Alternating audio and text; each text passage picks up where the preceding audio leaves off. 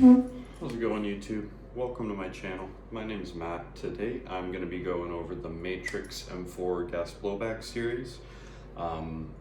They range from about 170 to 220, I believe, on evic, which is normally what you're going to find as far as prices go. So just wanted to go over my honest thoughts on it. I've had it for about 6 to 8 months now and have gotten to run lots of rounds through it at my local arena.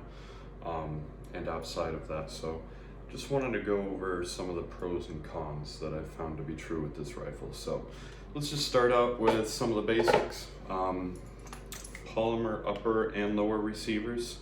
I think they just did this to cut costs because $220 for a gas blowback is friggin' ridiculous. So that's probably to be expected, though I don't really like it.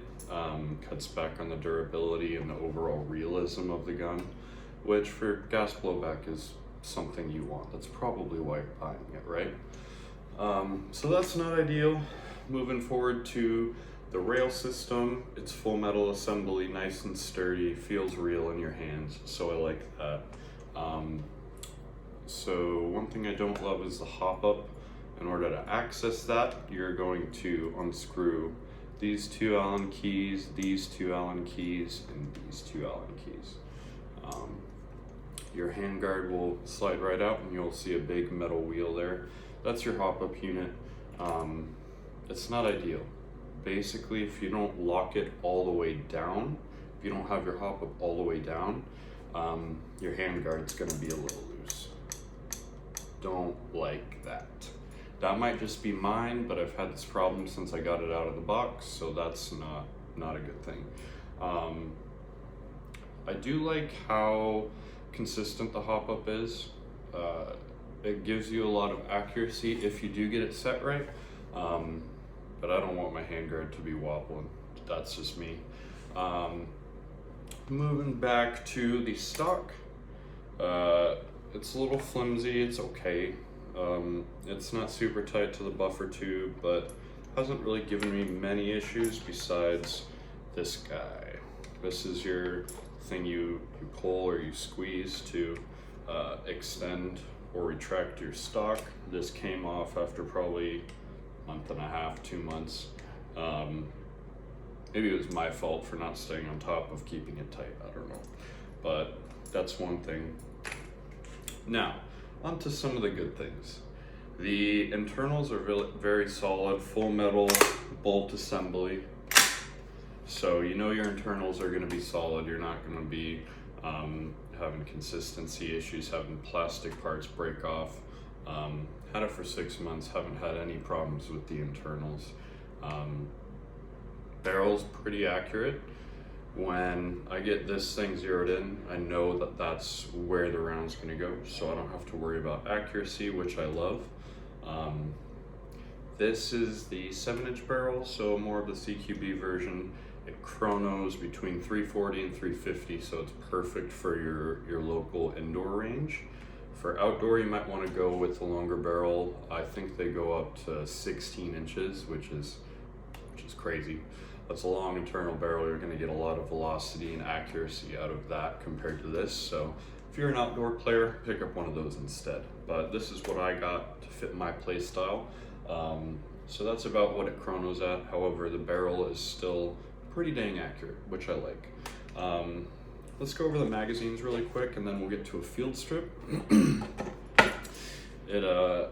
it comes with this guy.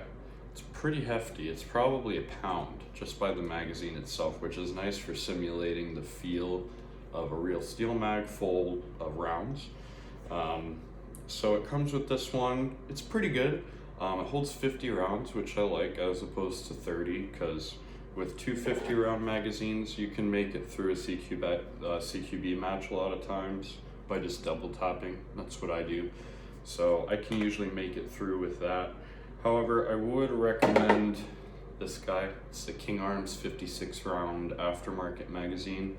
The gas release is a lot more consistent, I've found, than on the stock magazines. And it's really high quality. It's polymer on the outside, full metal on the inside, nice and heavy like the other ones, but more consistent, more reliable. So that's what I bought. I bought one of these. I might end up investing in one of them further down the line too.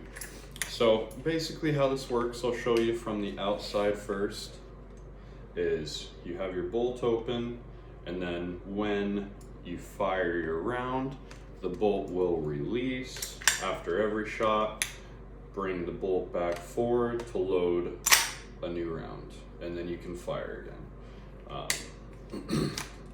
Gun's unsafe, don't worry, it's cleared and safe. So let's get to a field strip really quick. Oh, I forgot to mention, Picatinny rail system is nice. I like having it on the back and the front so that you can have your optics, a PEC, flashlights, lasers, with the quick 2-pin mount system on the front.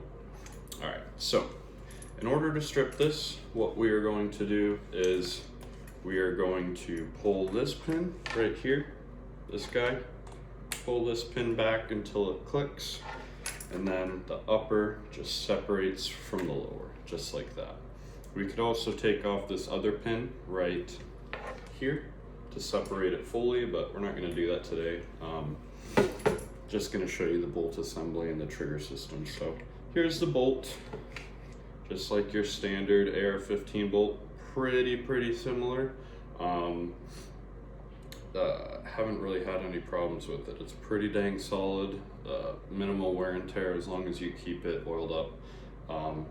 So yeah, that just slides right back in with the charging handle as your standard AR-15 does, except I messed it up. There we go. And then your trigger assembly, pretty standard, just like this. Right here, what I love about the trigger of gas blowbacks is that it's an instantaneous release. What I mean by that is, in an AEG, you have your motor, you have your gearbox, all of that has to spin and do something in order to make that BB go. So you have your trigger pull, and slightly after you have your BB come out. Not a huge noticeable difference, but this is instant. Just like the real steel, you pull the trigger, it hits the firing pin or the gas valve, releasing gas, pulling back your bolt into your buffer tube, which is right here, just like your real steel, causing the round to fire, cycling the chamber in your bolt, and loading a new round. So gas blowbacks, awesome, I love them. This is a solid gas blowback for the money. If you're new to gas blowbacks, I'd recommend checking out one of these, getting used to it first, getting the feel of it, decide if you want to have that as your play style, and then maybe expand from there. It's also a good gun to upgrade, so you can start with a cheap platform, build it up from there how you want it to be. So thanks for watching my video, guys. I hope you found some of this insightful. Feel free to check out my other videos, and have a good one.